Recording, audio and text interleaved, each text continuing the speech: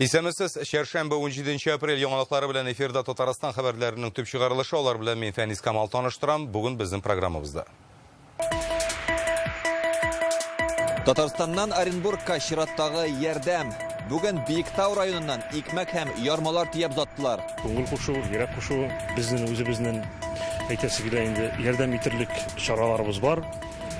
Нишәп менә ярдәм итмәскә дип уйлыйбыз да инде. Икмәк эшкәртү хуҗалыгында оештырылган игелекле гамәл турында Илдар Сафиуллин. Кырым татарлары Симферопольдәге Җәмигъ мәчетенең рәсми ачылышына әзерләнә. Кырымның иң зур һәм зауыклы гыйбадәт йортыннан Рүзәл Шарипов репортажы. Татар әдәбиятында якты из калдырган шагыйрь. Бер вакытта да үзен зур күрсәтмәде, менә шундый гади булып, шул вакытта интеллигент, зыялы кеше. Иҗаты белән халык мәхәббәтен яулаган Разил Валиевны искә алу кичәсеннән Ләна Бәхтиева. Бүген Татарстанга кабат пилотсыз очкыч һөҗүм ясады. Россия оборона министрлыгы хәбәр итүенчә, көндез сәгать 12:20 минутта Ярчалы тирәсендә бер дрон юк ителә.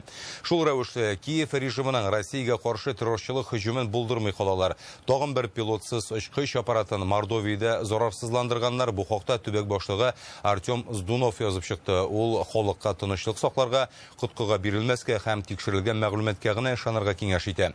Республика күгенә дрон үтеп керү сәбәпле бүген Казан һәм Түбән Кама аэропортларында вакытлыча эш туктатылды. Бу хакта Россия авиациясе хәбәр итте. Ике аэропортта да очкычларны кабул итмәделәр. Әлеге вакыт аралыгында 5 самолет запас аэродромнарга җибәрелә. Аннары чикләүләр алынды.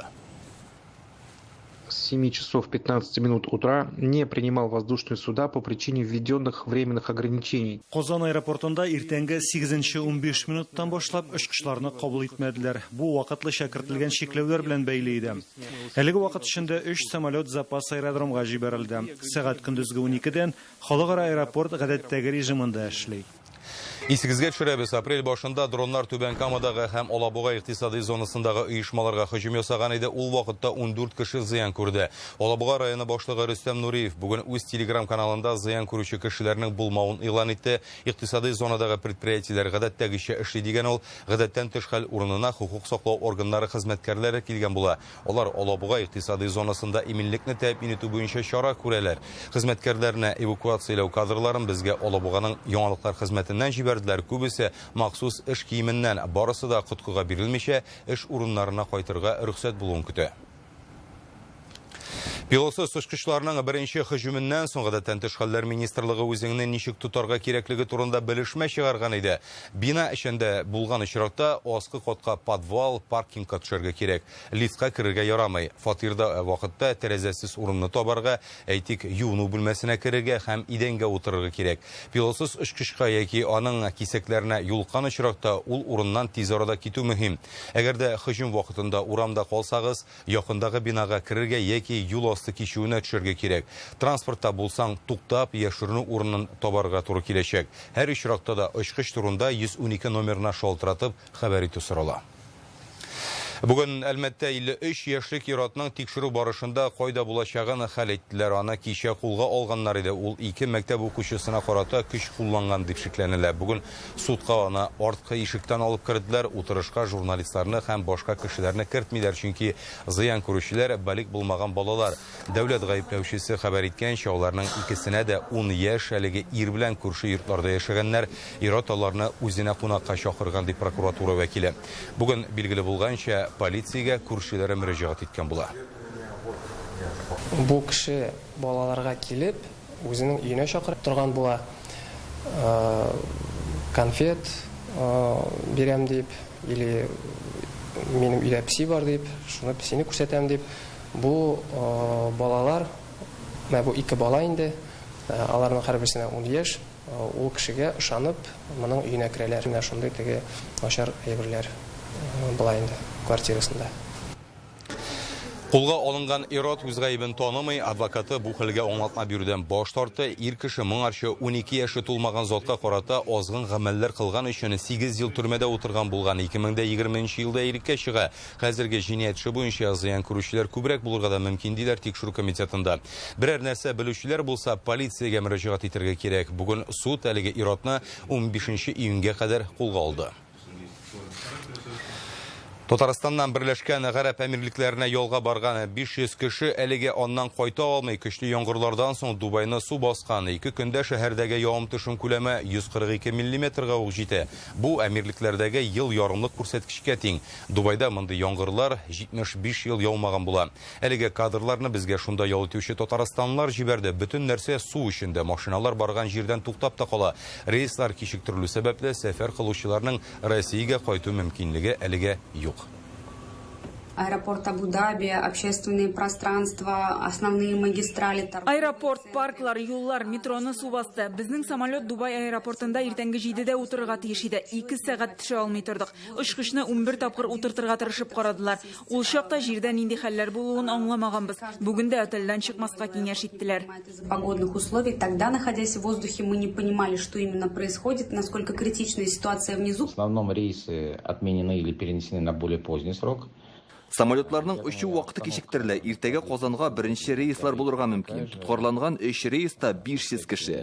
Бүген тагын берсе кичектерелсә 800 булачак. Аларның кайтуы 2-3 көнгә сузылырга мөмкин. Прибытие рейсов в Казань. Татарстаннан Оренбургка су басудан зыян күргән кешеләргә гуманитар ярдәм җибәрәләр. Бүген Биектау районының Кыркачык икмәк эшкәртү оешмасыннан 200 капчык бодай, арпа, борчак, кара бодай ярмасы төяп заттылар. Бу предприятие җитәкчесе Нияз Гарипов теләге була. Игелекле эшне бөтен дөнья татар конгрессы белән берлектә оештырганнар. Биектаудан соң йөк машинасы Лениногорскига да керде. Анда эшмәкәрләр 10 тонна эчә торган су тутыра. Бу хакта тулырак Илдар Сафиуллин. Хәзер без Биектау районының Кыркачык икмәк эшкәртү оешмасында. Бу хуҗалык оешканга якынча 1 гасыр. Хәзер монда 50 хезмәткәр эшли. Алар көн сайын 30 тонна ашлык эшкәртәләр. Һәм шунысы игътибарга лаек. Көндәлек хезмәт белән бер рәттән алар даими рәвештә төрле ярдәм чаралары һәм игелекле гамәлләрен дә башкарып торалар. Әлеге төргәкләнгән капчыкларны Оренбург халкына җибәрәләр. 200 капчыкка бодай, борчак, арпа, карабодай ярмалар тутырылган. Барлыгы 10 тонна икмәк монда. Судан зыян күргән кешеләргә иң кирәкле ризыкларның берсе хәзер. Бүгенге көндә менә безнең складларда яткан ашлыклар. Бу гуманитар ярдәм икмәк эшкәртү оешмасы генераль директоры Нияз Гарипов тәкъдим белән җибәрелә. Ул әлеге хуҗалыкта 30 елга якын эшли. Оренбургтагы хәлләрне ишеткәч, битараф кала алмадым ди. Ярдәм кирәк кешеләргә дип әйтик инде, регионнарга үзебез белеп инде һаман теге ярдәм итәргә тырышабыз. Күңел кушу, йөрәк кушу. Безнең үзебезнең әйтәсе килә инде ярдәм итерлек чараларыбыз бар. Нишәп менә ярдәм итмәскә дип уйлыйбыз да инде. Кемгәдер ул бүгенге көндә менә шул ук менә Оренбургка китә аларга инде ул бик алар ярдәм кирәктер дип беләбез инде аларга. Нияз Гарипов киң күңелле кеше. Узган ел Курган өлкәсендәге Йолдыз авылында янгыннан зыян күргән кешеләргә дә 10 тонна икмәк җибәргән булган. СВО зонасындагыларга да төрле кирәк-яраклар белән даими булышып тора. Ярмалар белән генә түгел, инде ул илдә шундый хәлләр булганда инде битараф калмаска тырышабыз инде. Оренбург өлкәсенә гуманитар ярдәм җибәрүне бөтен дөнья татар конгрессы белән берлектә оештырганнар. Бу инде икенче партия. Бүген Биектау районыннан соң ярмалар тиягән йөк машинасы Лениногорскига юл тотты. Анда җирлешмәкәрләр эшәргә яраклы 10 тонна су тутырып җибәрә. Без инде менә хәзер 40 тоннан артык әлеге чиста суны да, ярмаларны да, азык-төлекне дә татар оешмалары тарафыннан тапшырылачак һәм татар җәмәгатьчелегенә, гомумән мохтаҗларга, зыян күрүчеләргә, иң беренче чиратта үзенең тараклары, йортлары су астында калган мохтаҗларга юлланачак. Барар юл 12 сәгатьтән артык булса да, ару-талу беленмәди гуманитар ярдәмне итүче Азат Нигъмәтуллин. Ул 20 елга якын ерак юлларда йөри. Узган атнада гына Орскка эчә торган су илткән. Андагы халыкның рәхмәт сүзләрен ишеткәч, ни дәрәҗәдә файдалы эш башкаруыңны аңлыйсың ди. Ерак бараса да, карлыкны сезелмәй инде. С настроением барабыз инде, әйтеп башлай инде. Вот. Ну, көтәләр. Хәзер Оренбург өлкәсендә су басудан килгән зыянны бетерү буенча 4500 коткаручы эшли, 1000 артык техника, 300-гә якын йөзеп йөри торган җайланмалар җәлеп ителгән. Россиянең гадәттән тыш хәлләр министрлыгында хәбәр итүләренчә, бер тәүлек içендә Оренбургта Урал елгасындагы су 39 сантиметрга төшкән. Шулай да әле анда 6500 йорт су астында кала бирә. 2000-гә якын кеше эвакуацияләнгән. Шуларның 348-е балалар. Биектау районыннан Илдар Сафиуллин, Рамзил Гарипов, Яңа гасыр каналы. Оренбург өлкәсендә су басудан зыян күрүчеләргә ярдәм итү өчен Бөтен дөнья татар конгрессының милли шурасы ачкан махсус счет эшли. Монда 116 мең милләттәшебез яши. Бер өлеше Оренбургта һәм зурлыгы буенча өлкәдә икенче урында торган Орск шәһәрендә дә. Булышырга теләүчеләр өчен реквизитлар экранда күрсәтелгән, җыелган акчага Оренбург халкына кирәк-ярак сатып алына. Тулырак мәгълүматны конгресс сайтыннан карарга була.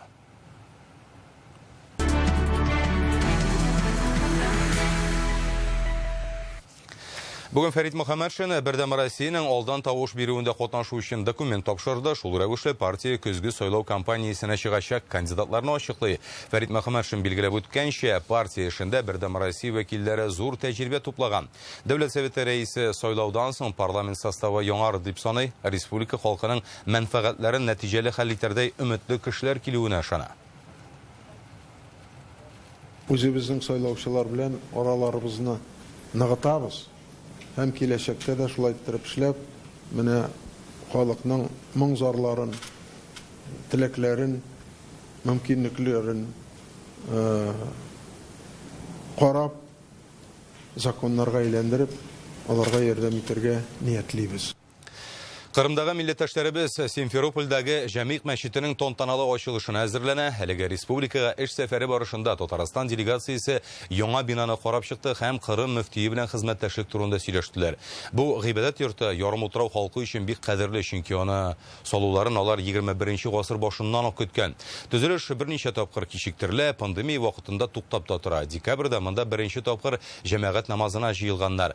Җәмигъ мәчет зурлыгы белән таң калдыра. Бакча сарайдагы бурынгы хан сарайларына охшатып бизәлүе белән аерылып тора, ди Рүзәл Шәрипов. Заманында Ак мәчет дип йөртелгән Симферопольнең тагын бер күркәм бизәге барлыкка килде. Җәмигъ мәчете төзелешен ярым утрау мөселманнары 20 елга якын көткән. Аны Кырым Россия составына кушылганнан соң гына төзи башлыйлар.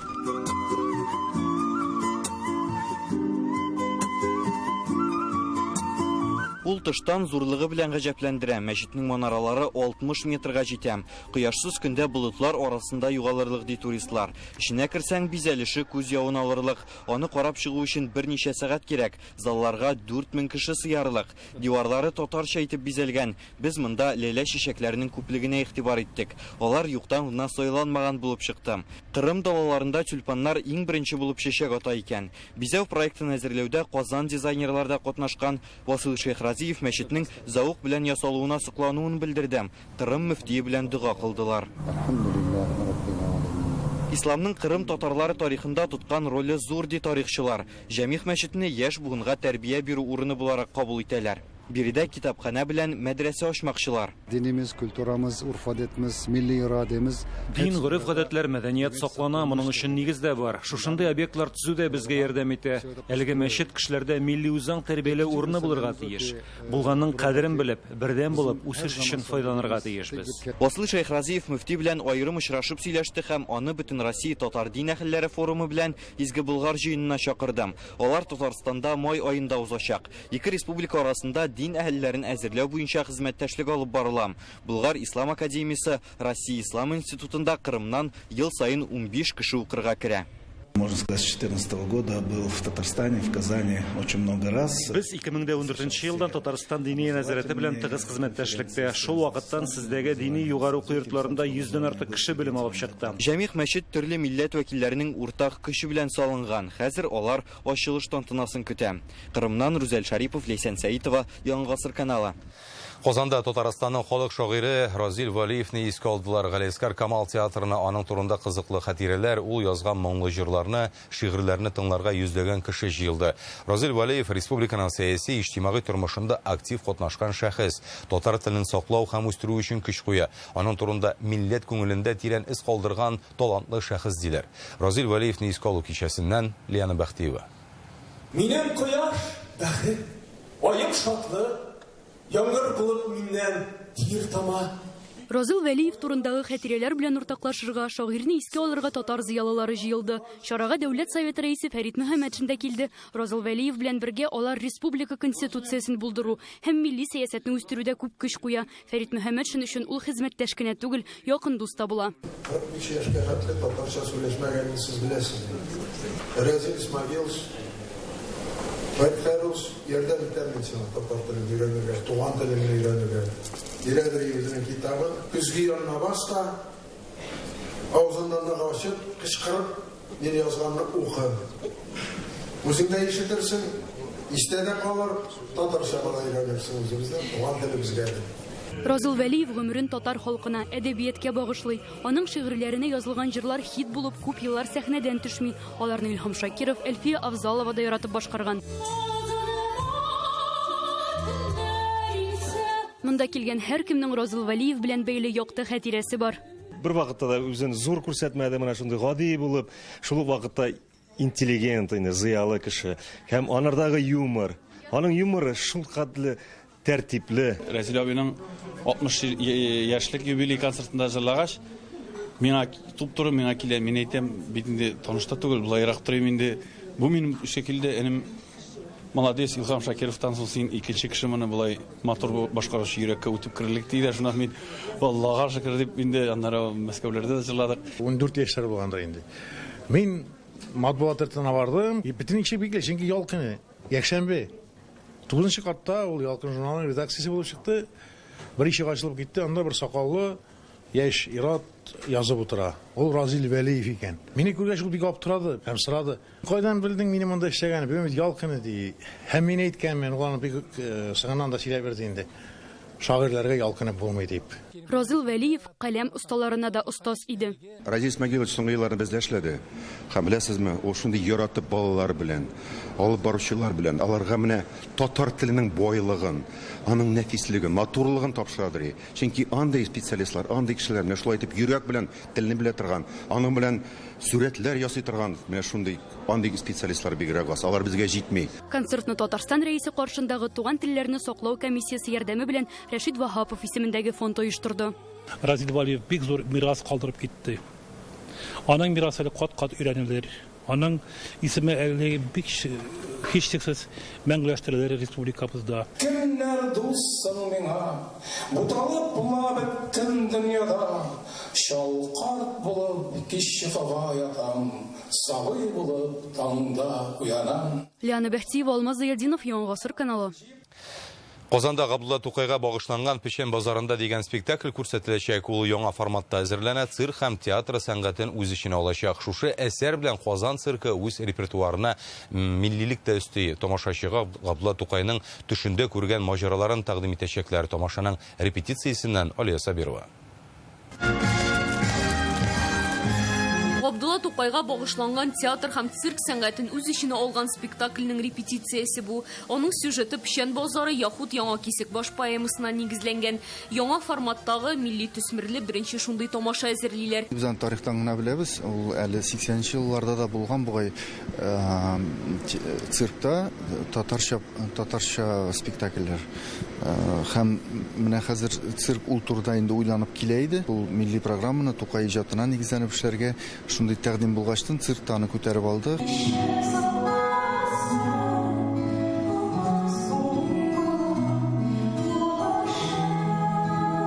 Тукай курка, Тукай хыяллана, ул моңлы да, шул ук вакытта әрсез дә, тамашада шагыйрьне төрле яктан ачалар. Сәхнәләрнең берсендә ул сөеклесе Зәйтүнәне очрата. Аның ролен башкарган җырчы Илмира Кәлимуллина хәтта цирк гөмбәзенә дә күтәрелә. Зәйтүнә һәм Тукай образы ул әзрәк кенә символ. Һәм мин үзем музада, мин үзем мәхәббәттә, мин үзем хыялда. Бу бик зур җаваплылык, чөнки бу легендар шәхес һәм үзем биргә ярата торган актер буларак Тукайны тән аша, хәрәкәт аша, аның уй кичерешләрен, аның хыялларын, эмоцияларын минималь сүз рәвешендә хәрәкәт аша җиткерергә тырышырбыз. Спектакльдә Казан, Мәскәү һәм Минск цирк артистлары катнаша. Тукай иҗаты бүгенге көндә дә алар өчен кирәк һәм актуаль булса, актуальгә әйләнсә, безнең дә бу мәсьәләдән кичкенә булса да өлешебез керсә, без бик бәхетле булырбыз. Премьера 26 апрельдә бөек шагыйрьнең туган көнендә күрсәтеләчәк. Алия Сабирова, Булат Абделманов, Яңа гасыр каналы. Республиканың Балтик лагерінде планета буйлап отлым деп исемленген бүтін Россия космос сменасы тәмамланды. Ул 6-нчы тапкыр оештырыла һәм быел аны үткәрү урыны итеп Татарстан сайланган. Россиянең 37 төбәгеннән 108 өлкән сыйныф укучысы җыелды. 2 атна дәвамында космос өлкәсендә төрле технологияләр һәм фәнни нигезләмәләргә таянып проектлар башкардылар. Алар арасында спутник аша мәгълүмат алу өчен антенналар, агач төрләрен ачыклаучы җайламалар, галәмдә аккумуляторларны алмаштыручы роботлар да бар. Мы сделали два типа антенн. Это первая, это спиральная антенна на частоту приема 436 МГц. Егет кызларга әлеге проектны башкару өчен 3 бурыч куелган. Антенналар ясап, алар аша галәмдәге спутниктан сигнал алырга, аннары найры шелтәргә урнаштырып мәгълүматны билгеле бер өслектә өйрәнәләр. А почему взрослые не смогли что ли придумать это? Нам надо, чтобы школьники это делали. Взрослые делают. А, делают? Делают. Мы исследовали также и аналоги. Без моңа охшаган башка проектларында тикшердек, әмма 3 төрле юнәлеш буенча башкарылган фәнни эшләрне тапмадык. Безнекенә охшаганнары бар, әмма өслекнең рельефлары күрсәтелмәгән. Әлеге проект цифралы урманчылык дип атала. Егет кызлар Зәңгәр күл буендагы урманда тикшерү эшләре алып бара. Моның өчен спутниктан алынган мәгълүматны өйрәнергә туры килгән. Аннан шул урынга барып урмандагы агачлар белән чагыштыралар. Нәтиҗәдә галәмнән төшерелгән агач төрләре сурәте чынбарлык белән тәңгәл килмәвен ачыклыйлар. Мәсәлән, нарат урынында каен, шыршылар урынында башка төрлеләре үсә диләр.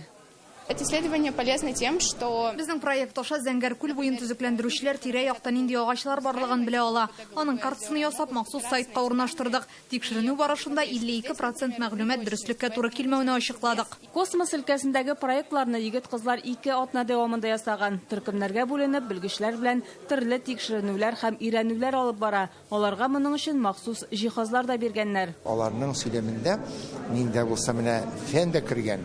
Аннан соң практик юнәлештә кергән һәм үзләренең шушы эшкә бирелеп, гомумән кызыксынуларын алар аз сызыклап яңадан бер кабат өлкәннәргә, остазларга моны ачыклап бирә алдылар. Әлеге сменада ял итүчеләрнең күбесе инженер, программалаштыручы булырга теләүләрен белдерде. Араларында фән белән кызыксынучылар да бар икән. Аларны Рифкат Миңнеханов сәхнәдән сорау биреп ачыклады. Кто собирается в науку?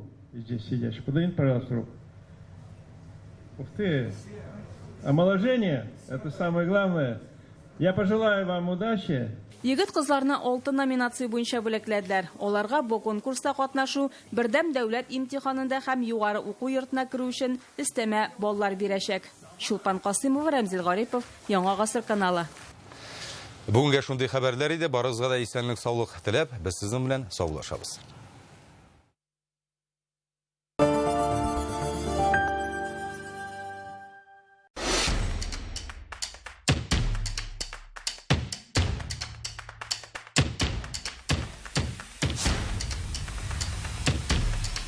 Жилой комплекс «Алтын Яр». Счастье быть дома. Внедорожники премиум-класса Exit в Канавто. Преимущество на Exit TXL до 1 миллиона 130 тысяч рублей. В апреле сигнализация в подарок. Пройдите тест-драйв в Exit-центре Канавто.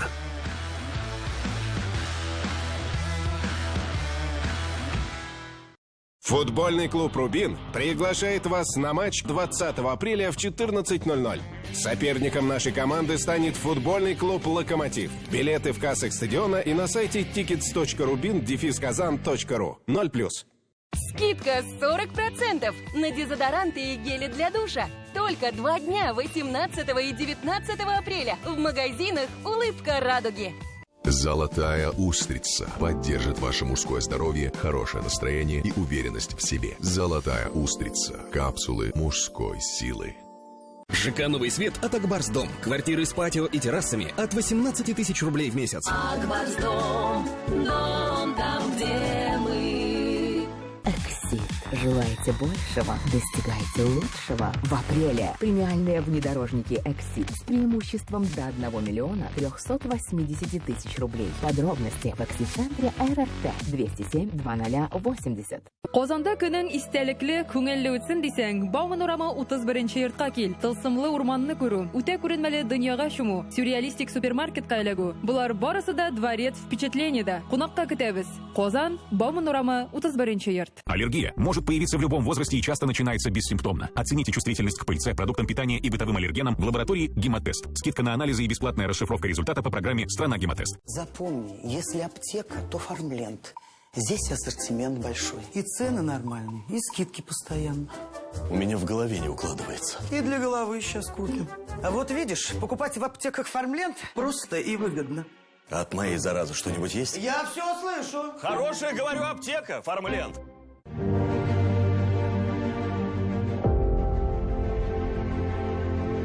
Автотопливозаправщики «Хамелеон». Ты – это ты. Даже когда ты разный. Госпрограмма на автомобиле «Лада» продлена. Новые автомобили «Лада» в апреле по госпрограмме с выгодой до 500 тысяч рублей. Зимняя резина в подарок. Если «Лада», то «Канавто».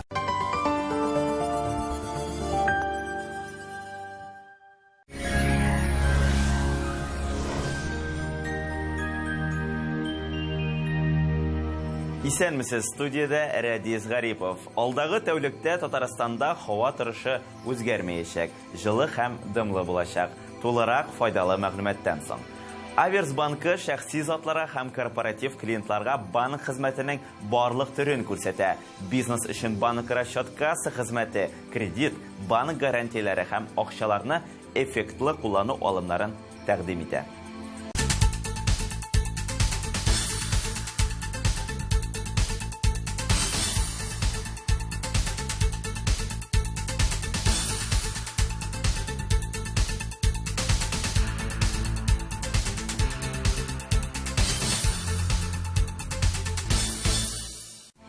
Яндекс погода сервисы мәгълүматлары буенча, Кукмара, Балташ, Яшел үзәндә болытлы яңгыр явачак, көндез температура 14-16, төнлә 9-11 градус җылы. Буа, Кама тамагы Чүпрәледә болытлы явым-төшемсез диярлек, көндез температура 16-21 градус, төнлә 9-13 градус җылы. Аксуба, Чистай һәм Нурлатта аязучан болытлы урыны белән яңгыр явачак. Көндіз температура плюс 20-23, төнлә плюс 13-14 градус. Яршаллы, Менделеевс һәм Сарманда болытлы урыны белән яңгыр, көндіз 18-22, төнлә 10-14 градус җылы. Әлмәт, Бөгелмәк һәм Баулы шәһәрләрендә температура көндіз 22 градус, төнлә 15 градус җылы. Монда аязучан болытлы явым-төшемсез. Туристик шәһәрләрендә дә җылы урыны белән явым-төшем саклана. Зиядә температура көндез 16 градус җылы, болытлы булачак. Яңгыр явачак, төнлә плюс 12 градус. Болгарда көндез 15 градус, төнлә 9 градус җылы. Монда аязучан болытлы булачак. Яңгыр көтелми. Алабугада тагында җылырак, көндез температура плюс 20 градуска кадәр күтәреләчәк. Аязучан болытлы була, явым-төшем көтелми. Төнлә 11 градус. Санчи бөтен организмның эшчәнлегенә уңай йогынты ясый, энергия бирә, йокыны яхшырта, баш авыртуларын хроник аруны бетерә, кәефне күтәрә. Санчиның файдасы гасырлар белән саналган, юкка гына аны Кытай медицинасының хәзинәсе димиләр. Яхшы яңалык бары тик 19 һәм 20 апрель көннегенә Фармленд даруханәләрендә Санчига 20% ташлама. Телефон 8927 236 71 75, сайт sanchi.rf. С 4 по 18 апреля в клинике варикоза нет. Прием флеболога под контролем УЗИ всего 690 рублей. Звоните 212 20 10. 2024 елның 4 апреленнән 18-нә кадәр варикоза нет клиникасында УЗИ ярдәмендә хирург-флеболог тикшерүе нибары 690 сумга. Казан, Достоевский урамы 40-нчы йорт, телефон 8843 212 20 10. Татарстан башкаласында болытлы булачак, урыны белән яңгыр явачак, көндез температура 17 градус җылы, төнлә 12 градус җылы. Атмосфера басымы нормада 750 мм. Җил төньяк көнчыгыштан секундына 3 метр тирәсе. Дымлылык 63%, җирнең магнит кыры тотрыксыз. Әлегә шулар сезнең белән студиядә Рәдис Гарипов идем. Сәламәт булыгыз.